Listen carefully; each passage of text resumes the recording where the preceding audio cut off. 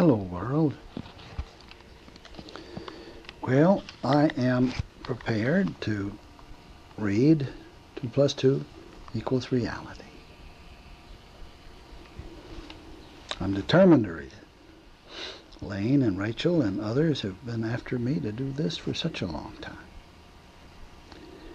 And so I shall do it this day, or explode in the attempt.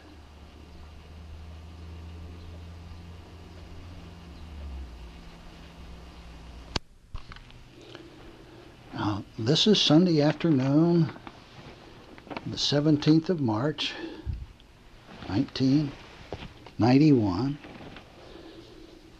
as I sit in Rachel's room here at Woodsong on the Hill.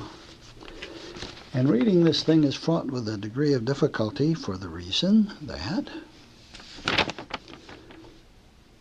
number one, it is my own. They are my own words, so to speak, and it's difficult for me to read them.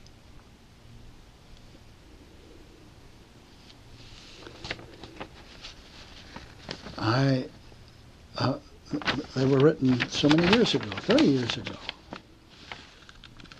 This book might have better been titled The Importance of Defining Terms. The reason being that, and the reason for the book, was that we used to have long philosophic discussions there at the bakery.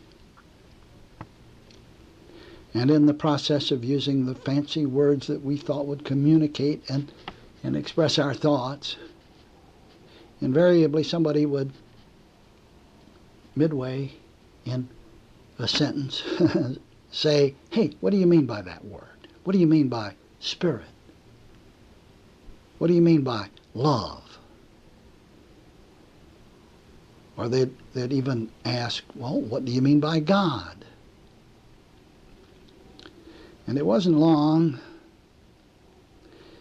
in these discussions that I saw for myself that many of my own definitions for words that I used in conversation and in explaining things to others were not words that I had defined for myself necessarily, but had been defined for me by others, by teachers, by churches, by preachers, and so forth. And that yet we all use these words that we should define for ourselves. I guess what I'm getting at here is that I realized how important it is that the words, at least that I use to express my own ideas and opinion, should be words that I have defined for myself. Well, here it is all these years later, 30 years later, and I'm still fighting the battle of words and meaning, still trying to communicate,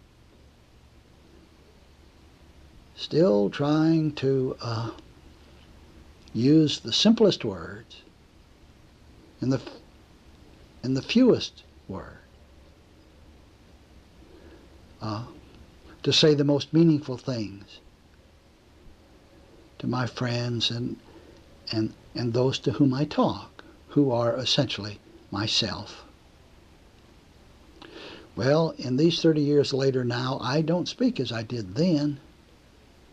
My meanings for the words now are not the same as they were then. Awesome.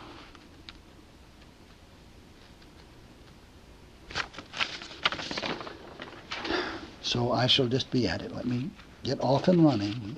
The name of this is 2 plus 2 equals reality. And it begins with a little foreword that says, there is a simple and gentle light within these words that will change your life and make all things new. It can, it will. But it is a message only the heart can find. Only the heart can find. Search with the heart, and you will find it. Well, now these 30 years later, I would define that word heart much more clearly. I would say that there is a child within us, the original child within us. That child is still there, that little boy or little girl.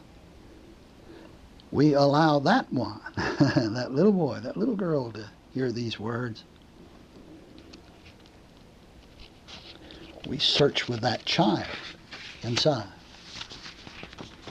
And the child lets us know whether the words are meaningful and honest, or whether they're not. Okay, now goes the book. 2 plus 2 equals reality. With honest and straightforward simplicity, I'm here to say that one can never be free of personal trials and tribulations until he makes his own discovery of reality, God.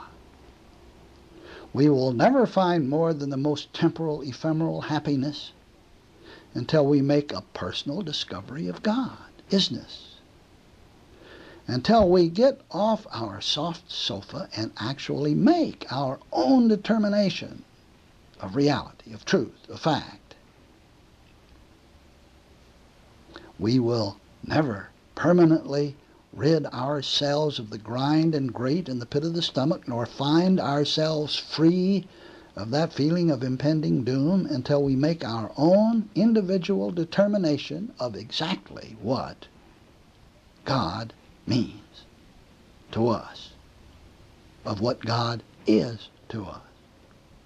Now just what does the term God mean to you, reader, listener? Prior conditioning need not deter you nor anyone else from making this personal determination. Often the mere mention of God brings the disillusioned dismissal. Oh, here's another of those God messages. I already know what it's going to say. Similarly, the highly educated and sophisticated slam mental doors, having already erected countless defenses to protect their old and cherished opinions as to what God is. Yet both those who disregard and those who build the most elaborate defenses are usually those who are suffering the greatest personal agonies. To plunk metal fingers into metal ears at the mere mention of God cannot alter the truth. Oh, but it does a superb job of gluing one, holding one, binding one to unnecessary fears, frustrations, and anxieties. Now let me say it another way. If you have tried everything else and are still periodically miserable, if you still contend with one problem after another, if you still have not solved the problem of fear and increasing pressure, and if you're really ready to stop suffering, it is time to do yourself a favor. Start this minute, right now, to begin your own determination of what God, reality, truth is. One can never be happy nor self-satisfied until he does. One can never be free of trials and tribulations until he does. One can have no permanent sense of health or wealth until he does. No one will ever be free of personal fear or insecurity until he makes a determination for himself, of just what God is to him. Well, who am I? Who are you?